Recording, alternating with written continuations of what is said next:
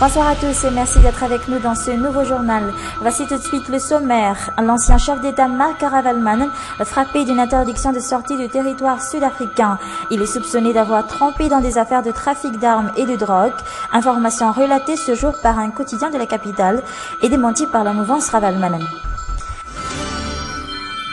Des coupures de courant sont prévues pour ce week-end dans les capitales. La centrale hydraulique d'Indékalek a cessé de fonctionner depuis hier soir pour cause de travaux d'urgence. Un enfant sur deux est aujourd'hui atteint des maladies pulmonaires, des maladies qui nécessitent une hospitalisation d'urgence dans certains cas. Pour cause, le nombre de patients connaît une hausse de 70% dans les hôpitaux spécialisés en pédiatrie de la capitale. Et enfin, dans les actualités internationales, disparition d'un avion de la compagnie Malaysia Airlines. Il effectuait le trajet Kuala Lumpur-Pékin quand il a perdu le contact avec les tours de contrôle.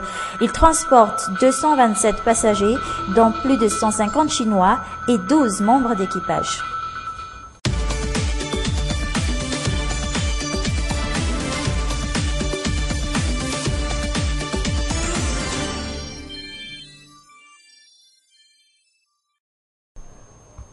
La conduite d'eau forcée de la centrale d'Indékalek est endommagée depuis hier soir, ce qui a entraîné l'arrêt de la production d'électricité dans cette centrale. Des travaux d'urgence sont déjà en cours, mais selon la Durama, ces travaux provoquent des coupures de courant pour Antananarivo pendant ce week-end. Coupures qui ne font pas du tout l'affaire des commerces, dont le principal outil de travail est l'électricité. Reportage sur les images de Nzara Ndiansou. Dans cette poissonnerie, l'électricité est le principal outil de travail. Ici, 7 congélateurs sont utilisés pour stocker les fruits de mer. Les fruits de mer, des produits très sensibles et qui exigent beaucoup de précautions en matière de congélation et de stockage. Ils pourraient même causer une intoxication alimentaire s'ils sont avariés, surtout les crevettes.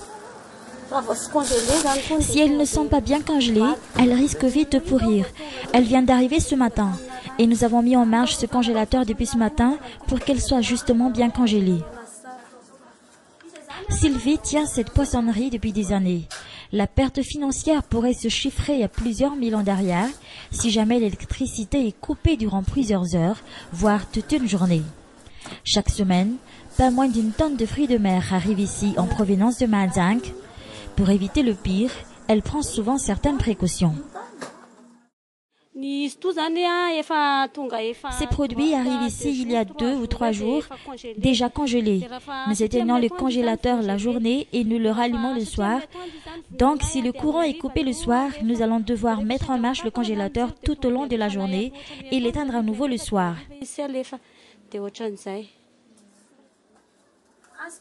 D'après la Durama, les coupures d'électricité interviendront justement la nuit, période à laquelle Sylvie commence la congélation de ses produits de mer. Une conduite d'eau forcée de la centrale hydraulique d'Indékalek est endommagée à cause de l'usure et nécessite des travaux d'entretien d'urgence. Et depuis hier soir, cette centrale a cessé de fonctionner. Il y aura donc un délestage tournant, il commencera à 17h et devra s'arrêter à partir de 22h. Le dépannage sera achevé dimanche matin, donc le courant sera rétabli au plus tard ce dimanche même.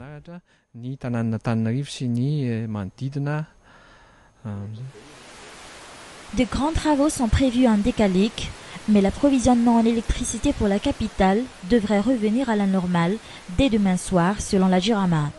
Plusieurs quartiers de la capitale sont touchés par ce délestage tournant, entre autres 67 hectares, Sabutsnamen, Antanmen et Ankurunjan. Nous célébrons aujourd'hui la Journée mondiale de la femme. À Antananarivo, où plusieurs événements ont marqué cette date placée sous le thème « L'égalité des genres est un progrès pour tous ». Parmi les manifestations de ce jour, celle de la KIFM, ce parti politique prône notamment la promotion du genre dans tous les domaines et demande à ce que les lois sur le travail soient améliorées pour une meilleure considération des femmes. Les femmes Arimar ont elles aussi célébré le 8 mars. Annie Kratirak, une des filles de l'amiral Kratirak, a présidé la pour la célébration ce matin, tandis que la commune urbaine d'Antananarivo a organisé plusieurs activités, entre autres des conférences et diverses sensibilisations. Activités qui ne prendront fin que demain pour la commune d'Antananarivo. Les hôpitaux spécialisés dans la pédiatrie connaissent une hausse de plus de 70% du nombre de leurs patients ces derniers temps. Quelle en est la raison? Beaucoup d'enfants seraient touchés par des maladies pulmonaires, ce qui nécessite souvent des hospitalisations d'urgence. Dans certains cas, Mambao Kafechanian et Nzaranji Ansou ont visité l'un de ces hôpitaux de la capitale. Hôpital mère et enfants d'Ambouniang. Aux soins d'urgence, tous les personnels de santé sont à pied d'œuvre. Depuis un certain temps, les bébés malades ne cessent d'arriver.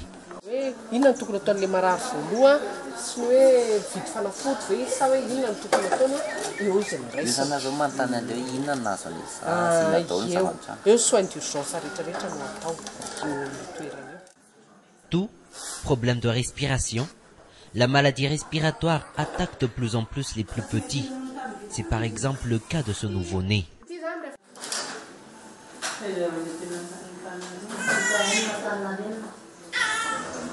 Dans une autre chambre, un autre bébé, toujours le même cas. Ses parents l'ont emmené ici hier à cause d'une simple toux. Il a beaucoup toussé et nous l'avions emmené ici car ici on peut trouver un médecin spécialiste pour les enfants. Puis à son arrivée, il a eu un problème de respiration et il s'est évanoui. Au moins une dizaine d'enfants, tous en bas âge, sont traités ici aujourd'hui. Mais quelle est la cause de cette maladie?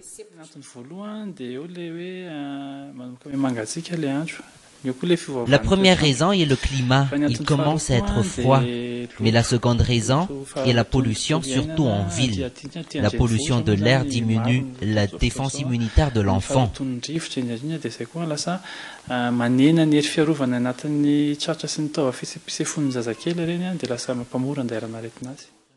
Pour les pédiatres, la prévention est simple. Éviter la propagation des microbes.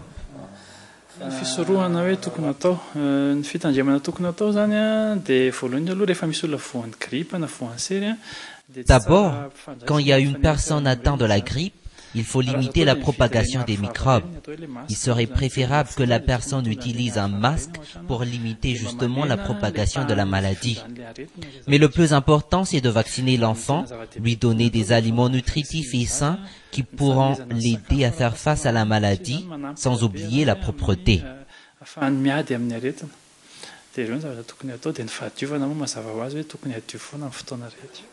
Hôpital Vert, Hôpital Sourire, le centre hospitalier universitaire d'Ambouniang, super équipé pour traiter les maladies infantiles, sauf pour les cas nécessitant une intervention chirurgicale, mais également au monde chaque jour des nouveau-nés, filles et garçons.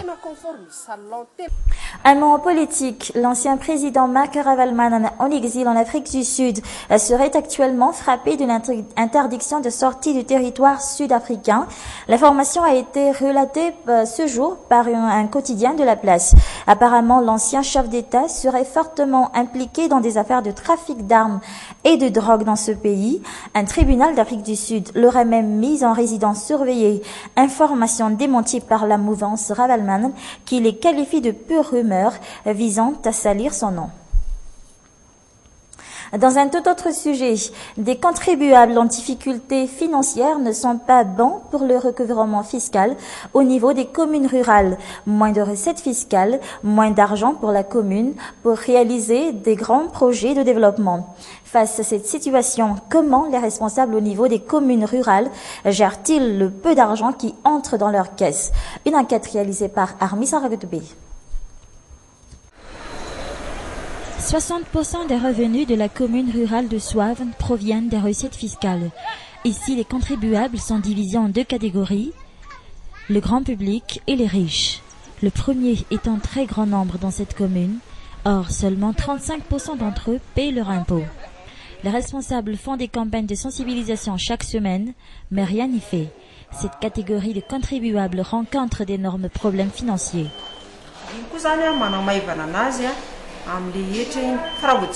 Cela allégera la personne en matière de paiement d'impôts. C'est à cause de la crise s'ils ne sont pas pressés de payer leur impôt.